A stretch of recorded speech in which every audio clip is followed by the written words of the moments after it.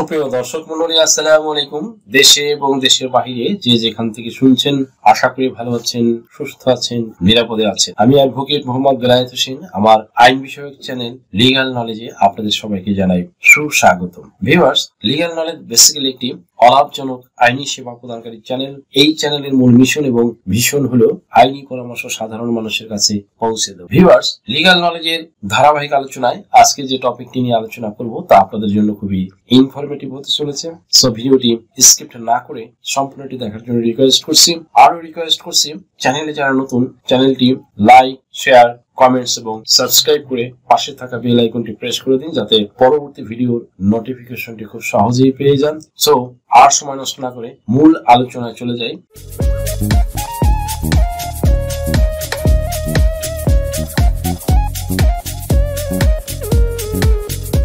আজকের টপিকটি খুবই গুরুত্বপূর্ণ টপিক, আমজনতার খুবই কাজে আসবে এই টপিকটি। সঞ্চয়পত্রের মুনাফার হার বাড়ছে জানুয়ারি থেকে। এই সংক্রান্ত বিষয় নিয়ে আজকে আপনাদের সামনে আলোচনা করব। বাংলাদেশের সাধারণ মানুষের গুরুত্বপূর্ণ এবং সঞ্চয়ের একটি প্রধান এবং জনবহুল একটি স্কিম সঞ্চয়পত্র, তা নিয়ে আজকে ভিডিও জুড়ে আলোচনা করব। কাজেই লিগ্যাল নলেজ পরিবারের সাথে থাকুন। জাতীয় সঞ্চয় অধিদপ্তরের আওতায় পরিচালিত সঞ্চয় কর্মসূচিগুলো স্কিম মুনাফার হার বাড়ছে। খুবই ভাইটাল এবং সময়োপযোগী সিদ্ধান্ত বাংলাদেশ সরকারের। সঞ্চয়পত্রের ধরন অনুযায়ী এর হার বেড়ে হতে যাচ্ছে 12.25% থেকে 12.55% পর্যন্ত। বর্ধিত হার নির্ধারণের আদেশ জারি করতে অভ্যন্তরীণ সম্পদ বিভাগকে আইআরডি গতকাল বুধবার অনুরোধ করেছে অর্থ মন্ত্রণালয়ের অর্থ বিভাগ। বুধবার, দ্যাট মিনস 8 জানুয়ারি 2025। অর্থ বিভাগ আইআরডি কে বলেন, অন্তর্বর্তী সরকারের প্রধান উপদেষ্টা অধ্যাপক মোহাম্মদ ইউনূস অর্থ বিভাগে তৈরি এই বিষয়ে প্রস্তাব অনুমোদন করেছেন। আর সুপারিশটি এসেছে অর্থ সচিবের নেতৃত্বাধীন নগদ ও ঋণ ব্যবস্থাপনা কমিটি সিডিএমসি থেকে। এই কমিটিকে সহায়তা করেছে অর্থ বিভাগের ট্রেজারি ও ঋণ ব্যবস্থাপনা অনুবিভাগ। সুপ্রিয় দর্শক মণ্ডলী, সঞ্চয় অধিদপ্তরের চালু সঞ্চয় কর্মসূচির সংখ্যা 9। এগুলোর মধ্যে 5 বছর মেয়াদী বাংলাদেশ সঞ্চয়পত্র, 3 মাস অন্তর মুনাফা ভিত্তিক সঞ্চয়পত্র, পেনশনাল সঞ্চয়পত্র ও পরিবার সঞ্চয়পত্র। এছাড়া রয়েছে ডাকঘর সঞ্চয় ব্যাংক সাধারণ হিসাব ও ডাকঘর সঞ্চয় ব্যাংক মেয়াদী হিসাব। এই বিষয়ে জানতে চাইলে আইআরডি সচিব মোহাম্মদ আব্দুর রহমান খান জানান, তিনি বিদেশে আছেন, তবে এই বিষয়ে কাজ চলছিল বলে জানতেন। ট্রেজারি বন্ডের সুদের হারের সঙ্গে সঙ্গত রেখে সঞ্চয়পত্রের মুনাফার হার বৃদ্ধির উদ্যোগকে তিনি সমর্থন করেন। আইআরডি কে পাঠানো চিঠিতে বলা হয়েছে, সঞ্চয়পত্রের মুনাফার হার নির্ধারণ করা হবে 5 বছর মেয়াদী ও 2 বছর মেয়াদী ট্রেজারি বন্ডের গড় সুদের হার অনুযায়ী। তবে নতুন মুনাফার হার নির্ধারণ করতে এই দুই ধরনের ট্রেজারি বন্ডের সর্বশেষ 6টি নিলামকে বিবেচনায় রাখতে হবে। 6 মাসের বন্ডের সুদের গড় হার বের করে দিয়েছে অর্থ বিভাগ। এই হার 12.25 থেকে 12.37% পর্যন্ত। বিশ্লেষণ করে দেখা যায়, কোন সঞ্চয়পত্রের মুনাফাই 12% কম হবে না। সবচেয়ে কম মুনাফা পাওয়া যাবে ডাকঘর সঞ্চয় ব্যাংকের বিপরীতে, এর হার 12.25%। আর সবচেয়ে বেশি মুনাফা পাওয়া যাবে পেনশনাল সঞ্চয়পত্রে, যে হার হবে 12.55%। চিঠিতে বলা হয়েছে, নতুন হার 1 জানুয়ারি থেকে জুন মাসের জন্য 6 মাস পর নতুন হার নির্ধারণ করা হবে, যা প্রযোজ্য হবে জুলাই থেকে ডিসেম্বর পর্যন্ত সময়ের জন্য। নতুন হার প্রযোজ্য হবে নতুন বিনিয়োগকারীদের জন্য, তবে 1 জানুয়ারির আগের বিনিয়োগকারীরা সঞ্চয়পত্রের মুনাফা আগের হারেই পাবেন।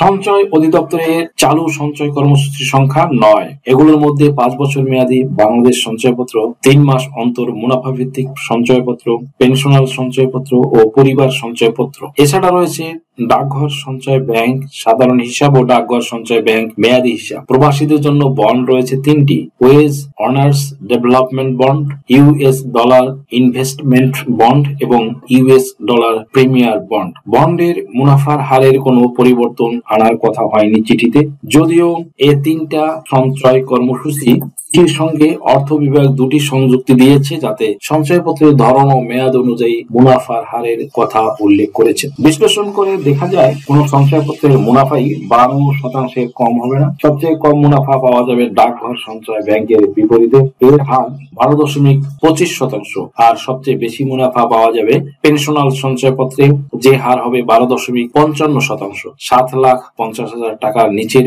বিনিয়োগকারীদের জন্য আরো বেশি হার রাখারও সুপারিশ করেছে অর্থ। সুপ্রিয় দর্শক মন্ডলী, ট্রেজারি বন্ডের সুদের হারের পাশাপাশি ব্যাংকে আমানতের সুদের হারও এখন বেশি। সরকার তাই সঞ্চয়পত্রের মুনাফার হার বৃদ্ধির বিষয়ে যৌক্তিক সিদ্ধান্ত নিয়েছে। তবে রাজস্ব আয় ভালো না থাকার কারণেও সরকার এমন সিদ্ধান্ত নিয়ে থাকতে পারে। বাংলাদেশ ব্যাংকের সাবেক প্রধান অর্থনীতিবিদ মোস্তফা কে মুজিব বিনিয়োগকারীদের দুটি ধাপ হচ্ছে, শুধু সুদের হারের পরিবর্তন নয়, বিনিয়োগকারীদের ধাপেও পরিবর্তন আনার কথা বলা হয়েছে চিঠিতে। বর্তমানে ধাপ রয়েছে তিনটি: 15 লাখ টাকা, 15 লাখ 1 টাকা থেকে 30 লাখ টাকা এবং 30 লাখ 1 টাকার বেশি। প্রতিটি ধাপে রয়েছে আলাদা মুনাফার হার। বিদ্যমান নিয়ম অনুযায়ী 5 বছর মেয়াদী বাংলাদেশ সঞ্চয়পত্রে বর্তমানে মেয়াদ শেষে 11.25% মুনাফা পাওয়া যায়। এই সঞ্চয়পত্রে 15 লাখ টাকার বেশি বিনিয়োগকারীরা মেয়াদ শেষে মুনাফা পাবেন 10.30% হারে, আর 30 লাখ টাকার বেশি বিনিয়োগ থাকলে মুনাফার হার হবে 9.5। নতুন নিয়মে দুটি ধাপের কথা বলা হয়েছে।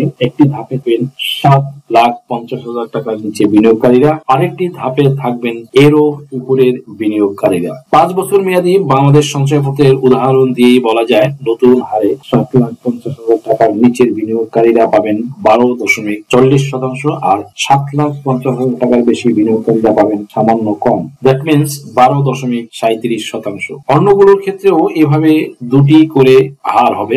বরাবরের মতো নতুন হারেও সবচেয়ে বেশি সুবিধা পাবেন পেনশনার সঞ্চয়পত্রের বিপরীতে বিনিয়োগকারীরা। 7,50,000 টাকার নিচের বিনিয়োগকারীরা পাবেন 12.55%, এর বেশি বিনিয়োগকারীরা পাবেন 12.37%। তবে মেয়াদ পূর্তির আগে ভাঙলে সব সঞ্চয়পত্রের বিপরীতেই মুনাফা হার কমবে। সুপ্রিয় দর্শক মন্ডলী, নতুন হারে 1 জানুয়ারি থেকে প্রযোজ্য হওয়ার কথা বলা হলেও এরই মধ্যে 8 দিন পার হয়ে গেছে এবং আইআরডি প্রজ্ঞাপন হতে হতে আরো কয়েকদিন লাগতে পারে। এই সময়ে বিনিয়োগ হয়েছে এবং আরো হবে, সেই ক্ষেত্রে কি হবে? এই বিষয়ে জানতে চাইলে অর্থ বিভাগের সূত্রগুলো জানায়, একটি উপায় বের করা হবে, আর আইআরডি প্রজ্ঞাপন করলে আগের 3 ধাপ সংবলিত প্রজ্ঞাপনটি বাতিল হয়ে যাবে। বাংলাদেশ ব্যাংকের সাবেক প্রধান অর্থনীতিবিদ মোস্তফা কে মুজিবি প্রথম আলোকে বলেন, ট্রেজারি বন্ডের সুদের হারের পাশাপাশি ব্যাংকে আমানতের সুদের হারও এখন বেশি।